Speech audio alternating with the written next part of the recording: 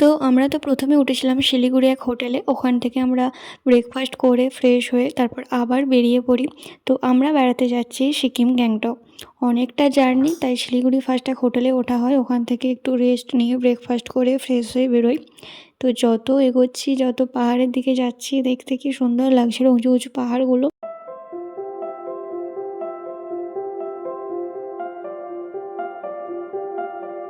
যাওয়ার আগে আমাকে অনেকেই বলেছিল পাহাড়ে যাচ্ছ, কর্পূর, অক্সিজেন এসব নিয়ে যাবে।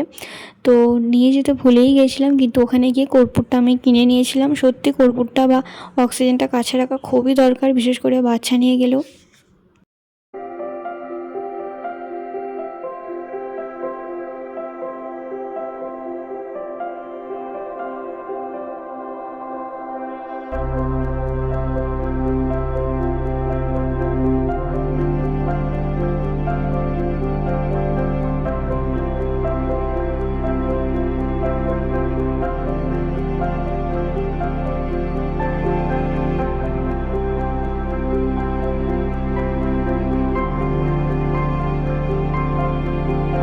এখন বাজে বিকেল 5:30। আমরা হোটেলের সামনে চলে এসেছি গ্যাংটকে।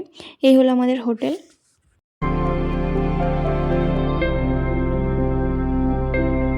5:30টার সময় হোটেলে পৌঁছে আমরা লাঞ্চ করি।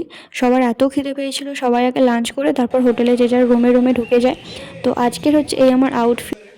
এই হলো আমার আজকের আউটফিট। তো আমরা এই এখন কটা বাজে, তো আমরা 5:30টার দিকে এখানে ঢুকলাম, মানে হোটেলে দিয়ে স্নান করে ফ্রেশ হলাম। তো আমি এরপর রেডি হব, মানে মেকআপটা করব, তারপর যাব আজকে এমজি মার্কেট। এই তো আমি ফুল রেডি হয়ে গেছি এবং আমার বড় রেডি হয়ে গেছে। আমাদের দুজনকে কেমন লাগছে অবশ্যই কমেন্ট করে জানিও। তো চলো এরপর বেরোনো যাক।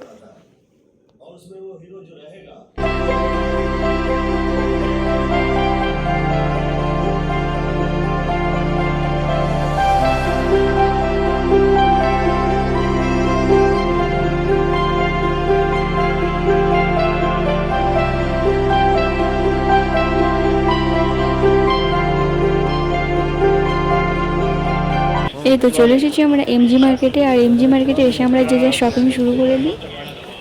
আমি এখন একটু বসে পড়েছি একটা দোকানে। আমার বর দেখছে জ্যাকেট। শরীরটা এত টায়ার্ড লাগছে, মানে আমরা এতটা জার্নি করার পরেও কেউ রেস্ট না নিয়ে ঘুরতে বেরিয়ে পড়লাম।